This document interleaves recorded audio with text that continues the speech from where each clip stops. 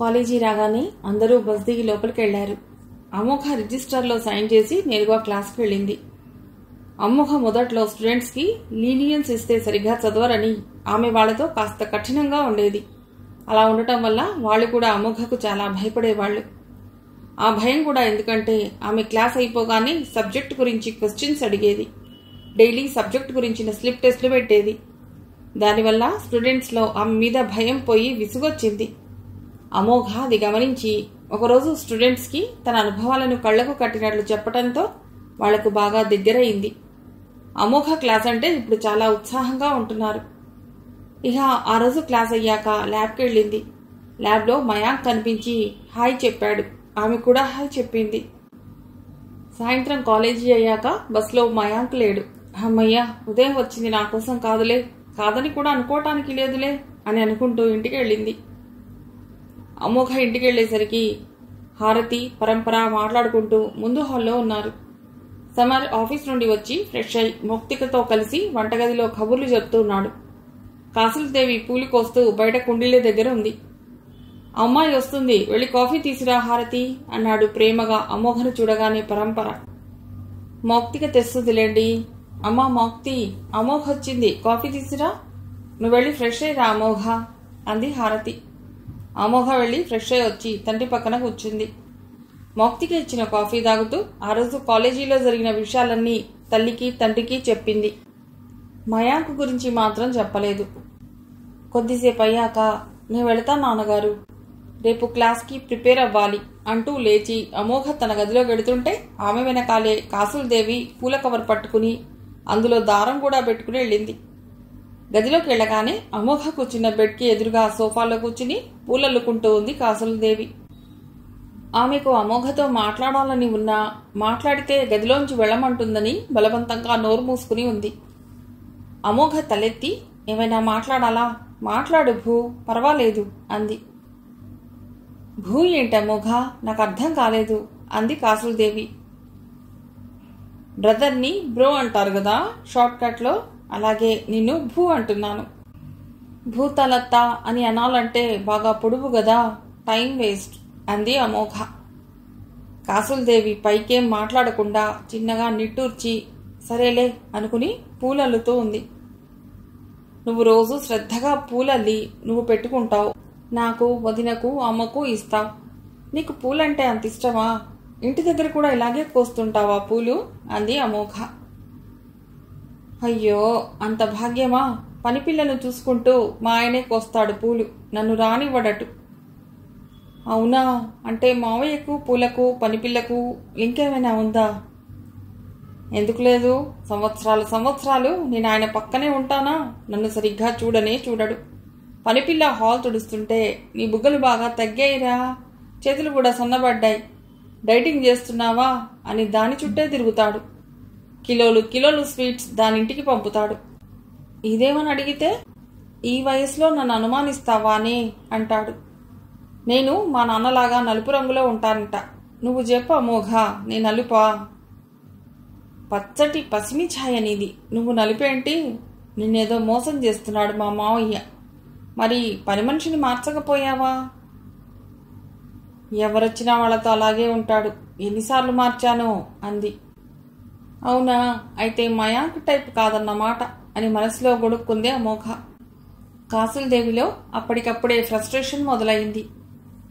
మగవాళ్ళందరూ అంతే అమోఘ, అన్నీ నాకే కావాలి, ఎప్పుడు నన్నే చూడాలి, నా మాటే గెలవాలి, నేను అనుకున్నదే జరగాలి అనుకుంటారు. నీకు తెలుసో లేదో ఇప్పటి అబ్బాయిలో కూడా తాగుబోతుతనం, తిరుగుబోతుతనం, ఇంకా ఇతరత్రా చెడు స్నేహాలు ఎక్కువయ్యాయి. అరే, కొత్తగా ఒక అమ్మాయి నా లైఫ్లోకి వచ్చింది, తన కోసమైనా పెళ్లికి ముందున్న హాబీస్ మానుకుందాంలే అనుకోరు. ఇంకొకటి కూడా ఉంది అబ్బాయిల్లో, పెళ్లికి ముందు చేసిన అప్పులన్నీ భార్యలు తెచ్చే కట్నం డబ్బులతో కట్టిస్తారు. అలా కడితేనే వాళ్లను తనతో ఉండనిస్తారు. పోనీ డబ్బు తీసుకుని ప్రేమగా ఉంటారా అంటే అది లేదు. అమ్మాయిలు జాబ్ చేసి పెళ్లికి ముందు సంపాదించుకున్నది కూడా తీసుకుంటారు. అయినా వాళ్ళని సంతోషంగా ఉండనివ్వరు, సుఖంగా తిరగనివ్వరు, మొత్తం తమ కంట్రోల్లో ఉంచుకుంటారు.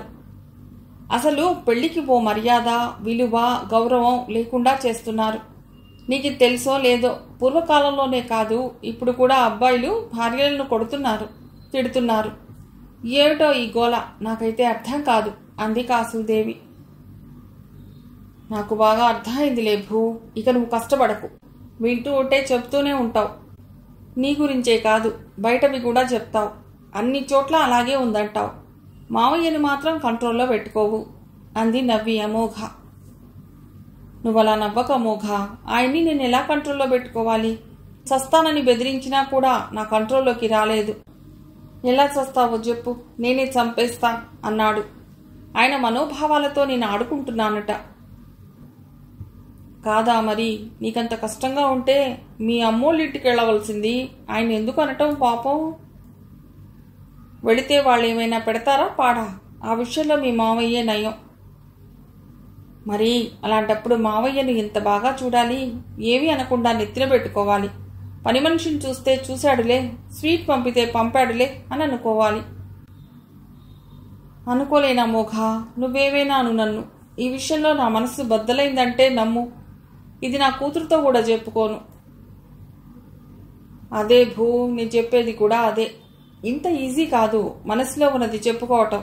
పరిస్థితులు చూసేవారికి ఒకలా, అనుభవించేవారికి ఒకలాగా కనిపిస్తాయి. అనుభవించేవారికి ఉన్నంత బాధ చూసేవారికి ఉండదు, విన్నవాళ్ళకి అసలే ఉండదు. ఏ మనస్సులో ఏ కొరత ఉందో ఎలా తెలుస్తుంది? చెబితేనే కదా తెలుస్తుంది. చెప్పినా అర్థమవుతుందా? నువ్వు చెప్పేది నిజమే అమోఘ. నీతో మాట్లాడుతుంటే మనస్సు కాస్త తేలికైంది నాకు. ఇక్కడ నుండి వెళ్ళాలనిపించట్లేదు. వెళ్ళకపోతే ఎలా భూ? అదిగో నా ఫోన్ చూడు, ఫుల్ ఛార్జింగ్లో ఉంది. అక్కడ నా కాల్ కోసం దర్శన్ రెడీగా ఉంటాడు. నువ్వు ఇక్కడే ఉంటే నేను బయటకు వెళ్ళి మా ఆయనతో గంటలు గంటలు మాట్లాడలేను. కొత్తగా పెళ్ళైన వాళ్ళం, నీకు తెలియంది ఏముంది? సరే, ఈ పూలు పెట్టుకో, నేను వెళతాను అంటూ కాసులదేవి లేచి అమోఘకు పూలిచ్చి వెళ్ళింది. ఆమె వెళ్ళాక అమోఘ ఫోన్ పట్టుకుని, ఏటో ఈ ఫోన్కి ఛార్జింగ్ పెట్టే తీరికే లేదు నాకు, ఛార్జింగ్ 0 అని అనుకుంటూ ఆ ఫోన్ని తీసి పక్కన పడేసి చదువుకుంటూ కూర్చుంది. నెక్స్ట్ డే కాలేజీ ల్యాబ్లో అమోఘ కొనికల్ ట్యూబ్లో ప్రయోగం చేస్తుండగా కెమికల్ రియాక్షన్ జరిగి ఒక్క ఉదుటిన పెద్ద ఫ్లేమ్ ఏర్పడింది. అది చూడగానే అమోఘ భయంతో కళ్ళు పెద్దవి చేసి చూస్తూ అచేతనంగా అక్కడే నిలబడింది. అప్పుడే అక్కడికి వచ్చిన మయాంక్ ఆమెను కాపాడాడు. ఆమెను కాపాడుతుంటే అతడి చేతికి పెద్ద గాయం అయింది. అతడు వెంటనే తన కారులో హాస్పిటల్కి వెళ్ళాడు. ఈ వార్త కాలేజీ మొత్తం గుప్పుమంది. స్టూడెంట్స్, కాలేజీ స్టాఫ్ గుంపులు గుంపులుగా చేరారు. అమోఘను పరామర్శించి వెళ్లారు. అమోఘ ఇంకా అభయంలోనే ఉంది. లంచ్ కూడా చేయకుండా సాయంత్రం వరకు తన క్యాబిన్లోనే కూర్చుంది. ఇంటికి ఫోన్ చేయకుండా ప్రతీకకు చేసింది. ముందు నీకే ఫోన్ చేస్తున్నా. ఏంట ఇలా జరిగింది, నాకే ఇలా జరగాలా అంటూ ల్యాబ్లో జరిగిన సంఘటన గురించి ప్రతీకతో చెప్పింది అమోఘ. ఇంటికి ఫోన్ చేయకుండా మంచి పని చేశావు. నువ్వు ఇదంతా చెప్తే ఇంట్లో అందరూ భయపడతారు, జాబ్ మానేయమంటారు. నువ్వు మానేయకపోయినా వాళ్ళు నువ్వు ఇంటికి వెళ్లే వరకు రోజూ భయంగానే ఉంటారు. అనవసరంగా వాళ్ళని ఎందుకు భయపెట్టడం? పెద్దవాళ్ళు ఎలా ఉంటారో నీకు తెలీదా అంది ప్రతీక. తెలిసే కదా అన్నీ దాస్తున్నాను.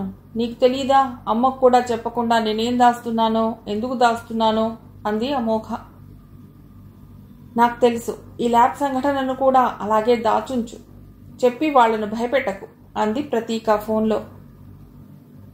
కానీ ఇప్పుడు నా మొహం చూస్తే అమ్మ ఏం జరిగిందని అడుగుతుంది. నాలో ఇంకా ఆ భయం అలాగే ఉంది. పైకి ఏడవటం లేదు కానీ ఆ ఫ్లేమ్ గుర్తొస్తే బాగా ఏడుపోస్తుంది అంది అమోఘ. అందుకే నువ్వు ఈరోజు ఇంటికి వెళ్లకుండా మా హాస్టల్కి వచ్చి నా దగ్గర ఉండు. నా దగ్గరికి వస్తున్నట్లు ఆంటీకి ఫోన్ చేసి చెప్పు, సరేనా అంది ప్రతీక. సరే, ఇప్పుడే అమ్మకి ఫోన్ చేసి నీ దగ్గరికి వస్తాను, బాయ్ అంటూ కాల్ కట్ చేసి హారతికి ఫోన్ చేసింది అమోఘ. అమ్మా, నాకు కొంచెం వర్క్ ఉంది, ప్రతీక దగ్గరికి వెళుతున్నాను, రేపు వస్తాను అంది. అలాగే, జాగ్రత్త అమోఘ అంది ఆమె. అమోఘ వెంటనే క్యాబ్ బుక్ చేసుకుని ప్రతీక దగ్గరికి వెళ్ళింది. ఆ రాత్రికి ప్రతీక దగ్గరే ఉంది. తెల్లవారి ప్రతీక వాళ్ళ హాస్టల్ నుండి కాలేజీకి వెళ్ళింది అమోఘ. ఆమె తన క్యాబిన్ దగ్గరికి వెళ్ళగానే మయాంక్ అతడి క్యాబిన్లో ఉన్నాడు. ఆమె అతడి చేతి వైపు చూసి, అయ్యో, మీ చేతికి చాలా పెద్ద గాయమే అయింది కదా అంది. గాయం చిన్నదే, కానీ కట్టు పెద్దది. సరే, నాకిప్పుడు క్లాస్ ఉంది, నేను ఎడతాను అంటూ సీట్లోంచి లేచాడు మయాంక్. అతను వెళుతుంటే నిన్న ల్యాబ్లో ఏం జరిగిందో మళ్ళీ ఇంకొకసారి గుర్తు చేసుకుంది అమోఘ. ల్యాబ్లో ఆమె ముందే అంత పెద్ద ఫ్లేమ్ రావటం ఆమె ఊహించనిది. అది చూసి మయాంక్ ఆమె దగ్గరికి వస్తుంటే, సార్, మీరిటు రాకండి అని ఆమె అరుస్తున్నా వినకుండా వచ్చాడు. నువ్వేళ అమోఘ అంటూ ఆమెను అక్కడ నుండి నెట్టేశాడు. ఆ క్షణంలో అతడి కళ్ళలో ఆమెకేమో అవుతుందన్న భయం కనిపించింది. ఆమె కోసం తన ప్రాణాలను కూడా లెక్క చేయకపోవటం కనిపించింది. అప్పుడు అందరూ అక్కడే ఉన్నారు, చూస్తున్నారే గాని ఎవరూ దగ్గరకు రాలేదు. ఆమెను కాపాడాలి అని అనుకోలేదు. దీన్నేమంటారు? మొదట్లో మయాంక్ నాతో ఎందుకిలా ఉంటున్నాడు అని చిరాకు అనిపించినా ఇప్పుడు చిత్రంగా అనిపిస్తోంది. కానీ దర్శన్ ఎక్కడున్నా ఎలా ఉన్నా అతడు నా మనిషి. ఇద్దరం కలిసి ఓ చోట లేకపోయినా అతడే నా మనిషి. మరి ఇతను నా కొలీగ్. ప్రస్తుతం ఒకే చోట కలిసి పనిచేస్తున్నా. కానీ నన్ను ఎవరు ఎలా చూసినా ఇతడు ప్రత్యేకంగా చూస్తున్నాడు. రుణం ఉంటేనే ఎవరితోనైనా స్నేహాలు, బాంధవ్యాలు ఏర్పడతాయట. ఎవరు ఎదురుపడినా, మాట కలిపినా అది కూడా రుణమేనట. రుణం లేకుంటే కల్లో కూడా ఎవరినీ చూడలేమట. అలాగే ఆ రుణం తీరిపోతే ఒక్క క్షణం కూడా అది నిలవదుట. మయాంక్ కూడా అంతేనా? అంతే, అంతకన్నా ఇంకేమీ కాదు. ఇంట్లోంచి బయటకు వచ్చి వర్క్ చేస్తున్నప్పుడు ఇలాంటివి మామూలే. ఎవరితో ఎంతవరకు ఉండాలి అనేది తెలుసుకుని మసులుకుంటే ఏ ప్రొఫెషన్లోనైనా ఎక్కువ కాలం ఉండగలుగుతాం, లేదంటే ఆగిపోతాం అని అనుకుని ల్యాబ్కి వెళ్ళింది. లంచ్ అయ్యాక అమోఘ బస్సులో కూర్చుని ప్రతీకకు ఫోన్ చేసింది. హలో ప్రతీక, నేను ఈరోజు హాస్టల్కి రాను, ఇంటికి వెడుతున్నాను. అమ్మకు కూడా ఫోన్ చేసి చెప్పాను ఇంటికి వస్తున్నానని. ఇంటికి వెళ్ళాక నీకు మళ్ళీ ఫోన్ చేస్తాను, బస్సులో ఉన్నాను అని చెప్పి కాల్ కట్ చేసింది. ఇంటికి వెళ్ళాక అమోఘ ఫ్రెషప్ అయి రాగానే మౌక్తిక కాఫీ ఇచ్చింది. కాఫీ తాగుతూ అమ్మా నాన్నల దగ్గర కూర్చుంది ఎప్పట్లాగే అమోఘ. పరంపర అమోఘను పలకరించి ఫ్రెండ్స్ రావటంతో బయటికి వెళ్ళాడు. అమోఘ నిన్న ఫోన్ చేసి చెప్పింది కాబట్టి ఇంటికి ఎందుకు రాలేదు నిన్న అని అమోఘను ఎవ్వరూ అడగలేదు. ప్రతీక బాగుందా అని అడిగింది హారతి. బాగుందమ్మా, తనకి వచ్చే నెలలో పెళ్లి, అబ్బాయి టీచర్, ఈ నెలలో హాస్టల్ వెకేట్ చేస్తానని చెప్పింది అని అమోఘ అంటుంటే కాసులదేవి గుర్రుగా చూస్తోంది. ఈవిడేంటి ఇలా చూస్తోంది? నాతో ఏదైనా మాట్లాడాలనుకుంటుందా? మనసులో ఏదో మాట్లాడాలనున్నా మాట్లాడలేక చూస్తున్నట్టు ఏమిటా ఎక్స్ప్రెషన్? మళ్ళీ ఏం మోస్తుందో ఏమో అని అనుకుంటూ, సరే అమ్మా, ఇక నేను వెడతాను, రేపు క్లాస్కి ప్రిపేర్ అవ్వాలి అంటూ లేచి కాసులదేవి వైపు వెళ్ళింది. నువ్వు నాతో రా కాసత్తా, సరదాగా కాసేపు కబుర్లు చెబుదువు గాని అంటూ కాసులదేవి భుజం పట్టుకుని తన గదిలోకి తీసుకెళ్ళింది. వాళ్ళు వెళుతుంటే హారతి నవ్వుకుని ఇద్దరూ భలే సరదా మనుషులు అని అనుకుంది. కానీ కాసులదేవి మనసులో ఏముందో ఆమె గ్రహించలేకపోయింది. గదిలోకి వెళ్ళాక కాసులదేవిని సోఫాలో కూర్చోబెట్టి, వచ్చినప్పటి నుండి చూస్తున్నాను, ఏమిటలా చూస్తున్నావు భూ? ఏమైనా మాట్లాడేది ఉందా నాతో అంది అమోఘ. ఎందుకు లేదు, ఆడపిల్లవు, నిన్నంతా ఇంటికి రాలేదు. అసలు మీ అమ్మ నిన్నెందుకు పట్టించుకోదు? అదేమంటే నేను మా అమ్మమ్మల కాలం నాటి అమ్మను కాదు అంటుంది. ఏం కాలం అమ్మైనా మీ అమ్మలా ఉండదు, అందుకే నేను కూడా ఏం మాట్లాడలేదు. కానీ నీకైనా తెలియాలిగా, ఇలా భర్తను వదిలేసి వచ్చాను, జాగ్రత్తగా ఉండాలని. రాత్రులు ఇంటికి రాకుండా ఎక్కడో ఉంటే అందరూ ఏమనుకుంటారు? అడిగేవాళ్ళు లేకపోయినా అలా ఉండొచ్చా అంది కాసులదేవి. ఎక్కడున్నాను? నా ఫ్రెండ్ వాళ్ళ హాస్టల్లోనేగా ఉన్నాను అంది అమోఘ.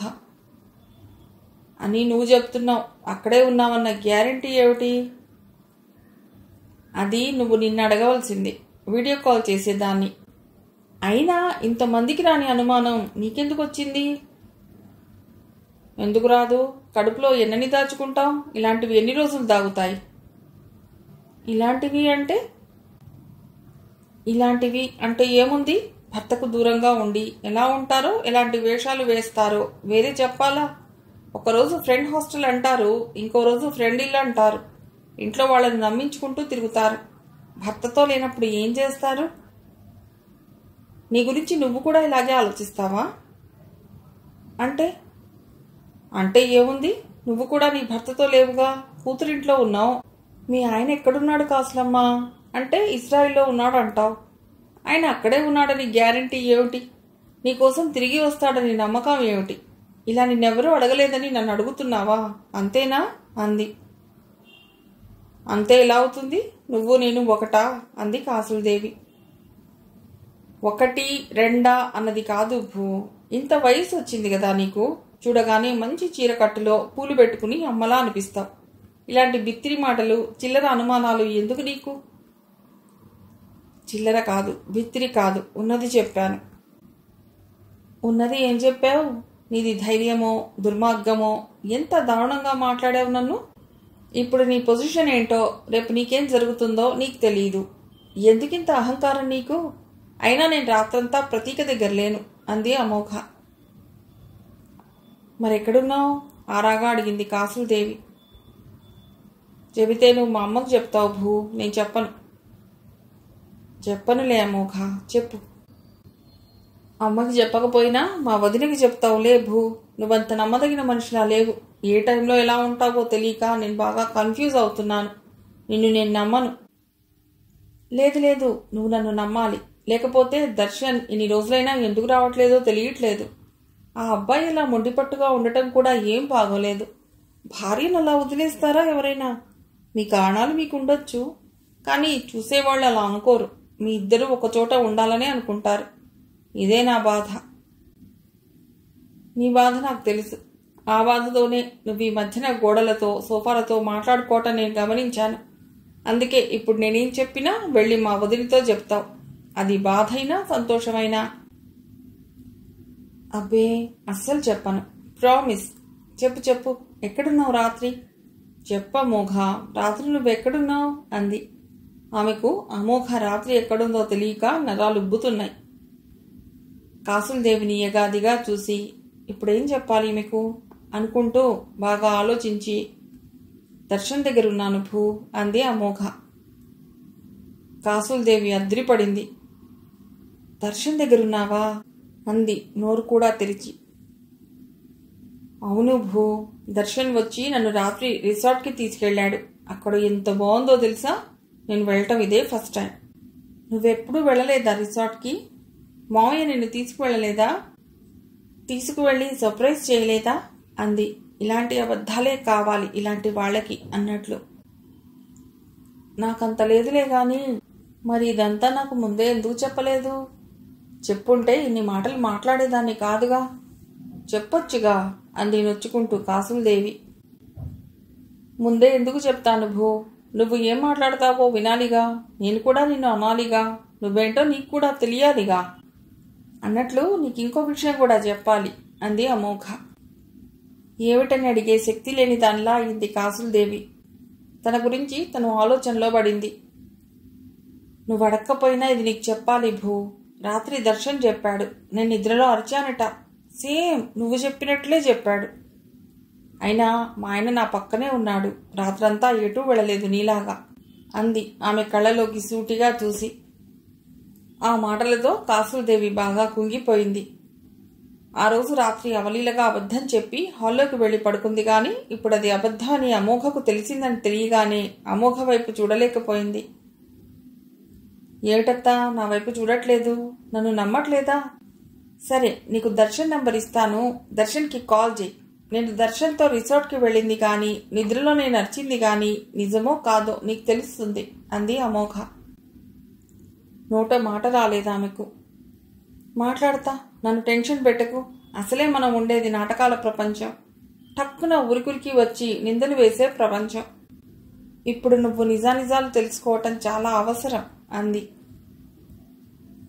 వద్దు అమోఘ, నాకు ఏ నిజాలు వద్దు, అబద్ధాలు అసలే వద్దు. నాకు దర్శన్ నెంబర్ వద్దు.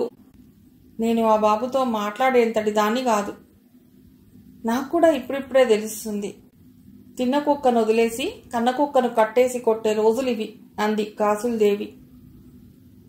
ఇప్పుడు కుక్కల గోలెందుకత్తా అంది అమోఘ. ఎందుకంటే మా ఆయన పొద్దున్నే బండేసుకుని నేరుగా మున్సిపాలిటీలో రోడ్లుడ్చే ఆడవాళ్ల దగ్గరికి వెళ్ళి టీ తాగించి కబుర్లు చెప్తాట. అది నాకు తెలిసినా నేనేం చేయలేక ఊరుకున్నాను.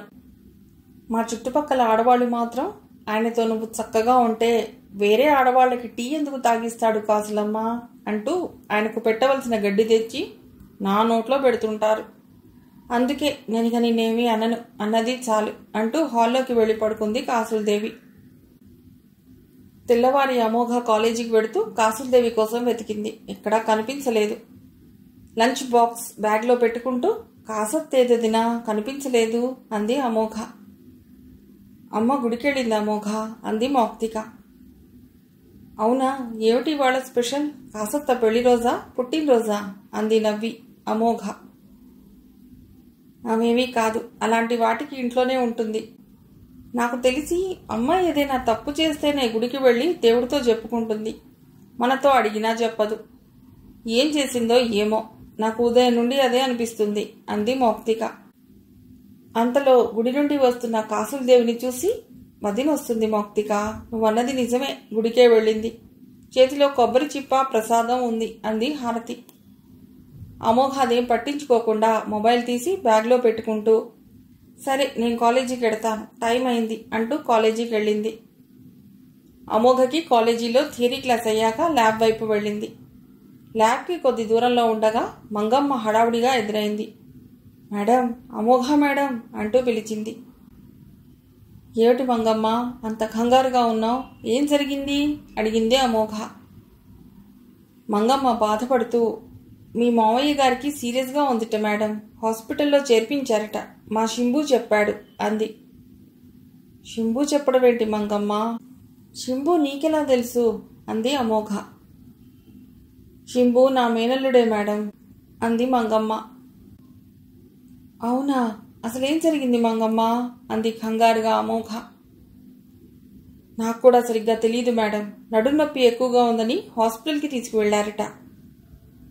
సరే అంటూ అమోఘ ఆలస్యం చేయకుండా కాలేజీలో పర్మిషన్ తీసుకుని ఇంటికి వెడుతుంటే ఆమె వెనకాలే వచ్చాడు మయాంక్. ఏమైంది మంగమ్మ, అమోఘతో ఏం మాట్లాడావు, అలా వెడుతుంది, ఏమైనా సమస్యనా అడిగాడు.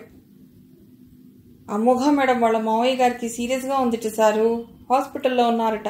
వాళ్ళు చాలా గొప్పోళ్ళు సారు, పెద్ద పెద్ద కంపెనీలు ఉన్నాయి వాళ్ళకి, ఊరి చివర ఫామ్ హౌస్లు ఉన్నాయి, ఎన్నో ఇళ్ళు కార్లు ఉన్నాయి. అమోఘ మేడం ఈ కాలేజీలోనే చదివారు, అప్పటి నుండే మేడం నాకు తెలుసు అని మంగమ్మ వాళ్ళ గురించి చెప్తుంటే అదంతా వినకుండా సరేలే నువ్వు వెళ్ళి పని చూసుకో అంటూ అక్కడి నుంచి వెళ్ళాడు మయాంక్. మిగిలిన కథ తర్వాతి భాగంలో.